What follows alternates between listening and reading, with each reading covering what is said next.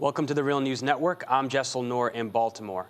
In Chicago on Saturday morning, despite community protests and 10 arrests, bulldozers razed a community center known as La Casita, located on the campus of Whittier Dual Language Elementary School.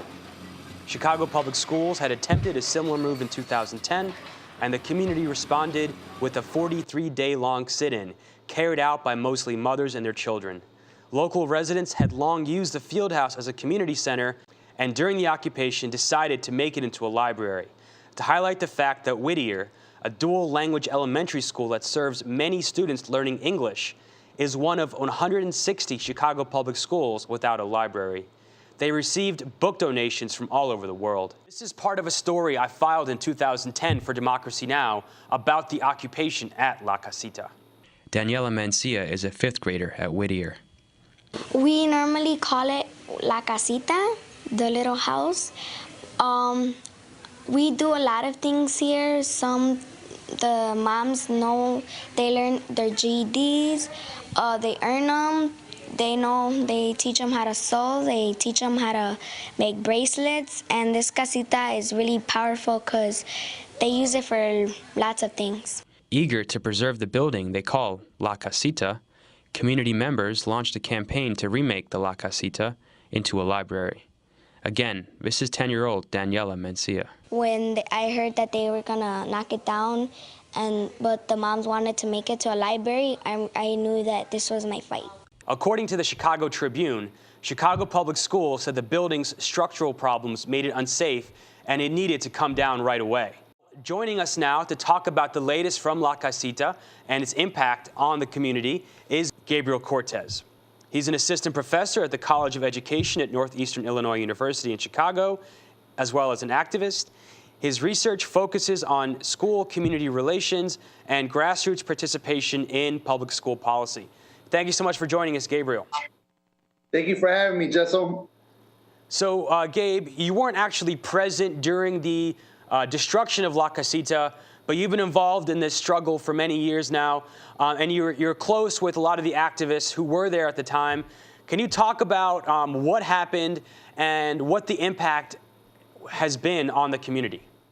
Yeah, well, I've been involved ever since day two of the occupation back in 2010, in the fall, back then in September.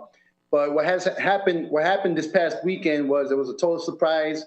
Community members, parents, students have been using the field house for almost every day. From what I've been told, I wasn't there when they demolished the field house at La Casita, but police, construction workers came through, a demolition crew came by, while a Nastic danza group was setting up to practice at the field house, and they told them they had to leave the space immediately because they were gonna search around and prepare for demolition. Obviously, community members were horrified. They were disappointed. They were scared. Community members came out in support, for the La Casita, and reminding the police officers and the construction workers that there was a promise made by CPS Alderman Daniel Solis, who's Alderman of Pilsen, one of the aldermen, who said that they were they're gonna keep up with their promise of keeping the space for the community members. So that did not happen. People feel, there's no trust. Who can we go to in terms of leadership, right? So there's a lot of questions that are being asked. So although people are disappointed and scared of these tactics, now that the space is gone, what the new strategy is, well, let's turn that space into a new building. If CPS and Alderman agreed that building, was in poor conditions, well, now is a perfect chance to build a building that was widely used, much needed, at least by community members and students. And why not build a new space? Instead, what their plans are to build a soccer field and an athletic field that more than likely will be used by a private high school that's down the street. And the media often portrays these type of events, which are actually pretty common in Chicago and other places around the country, as kind of happening in a vacuum. And they don't often discuss how this fits in to the much larger picture of the struggle for public education in Chicago. So, just in the last 20 years, there's been massive protests. You saw the teacher strike last year, And even a little more than 10 years ago, there was a hunger strike in the neighboring community of Little Village, where people went on hunger strike just to get a school built in their community. There was massive protests in the 80s to get local school councils, and a lot of people don't know that Chicago is the only urban school district where parents and community members and teachers have direct democracy in how their school is run. So Gabe, can you talk about how this really does fit into a much larger picture of community resistance and the fight for public education in Chicago? Right. Well, just as you know, like the world is changing, right, as we speak. Right now, we're going from many public services, from education to healthcare, to different types of city services are becoming more privatized, and education is being one of those services. As you mentioned, in the last 30 years, now we'll go further. Throughout the history of public education, communities have always been advocating for changes in their local schools, from ethnic whites who wanted Catholic institutions, right, serving their kids back in the early 1900s, to the mid 1900s, where African Americans wanted to learn about their own culture and have African American administrators in their schools, and boycotts of like over 60,000 students in CPS back in the 60s during the Black Power movement, right? And then in the 70s, you have the neighborhoods of Pilsen and Humboldt Park, which were growing Latino populations back then, who were advocating for schools that meet their needs and have administrators that understood the Latino culture. And then you have the 1980s, which was really a 6-year citywide campaign to develop the local school councils.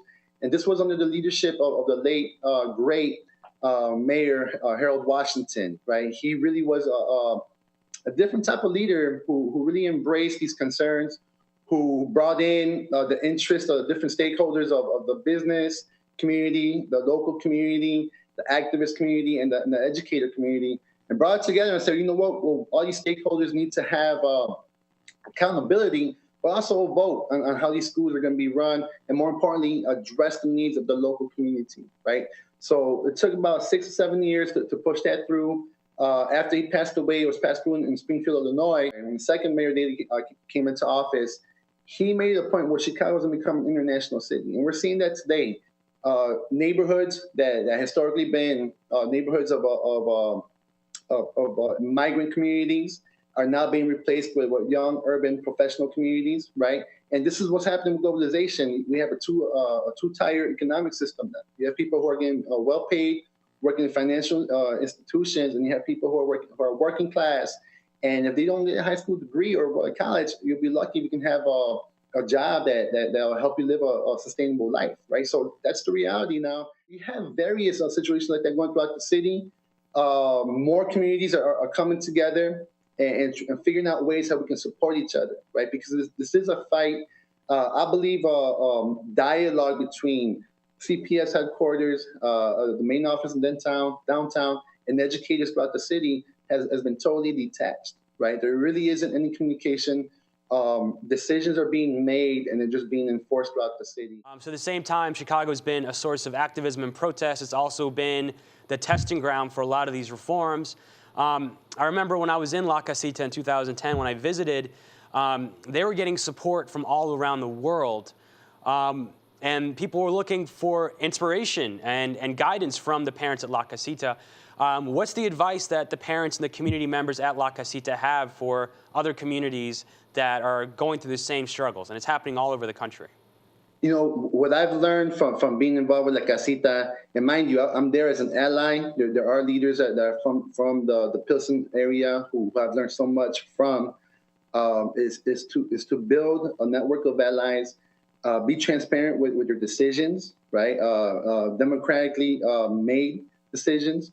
And one of the most powerful things that I learned from La Casita, even though it's a predominantly Mexican school, Mexican neighborhood, supporters from all over the city came through to show their support. You had Black folks, white folks, you had Latino, you had Asians, everyone from different socioeconomic backgrounds came through, and they knew that this was an injustice, right? So building that support really helps sustain, right, this movement of advocating for education and educational resources for this low-income community in Pilsen, right?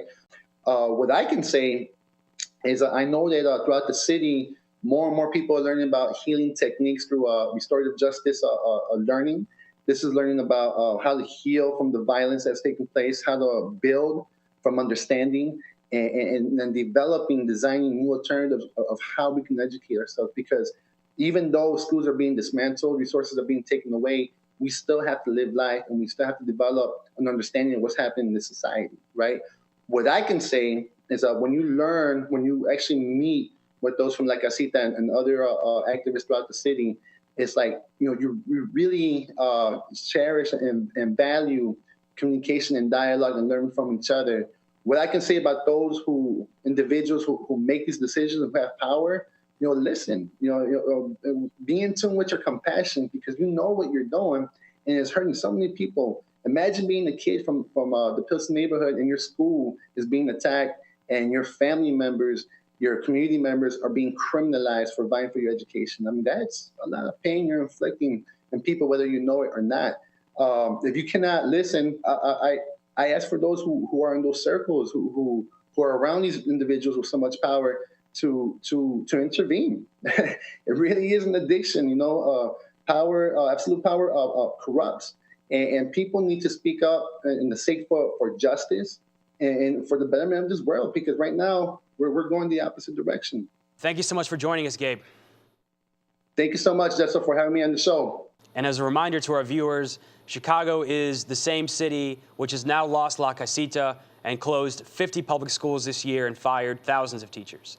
Thank you so much for joining us.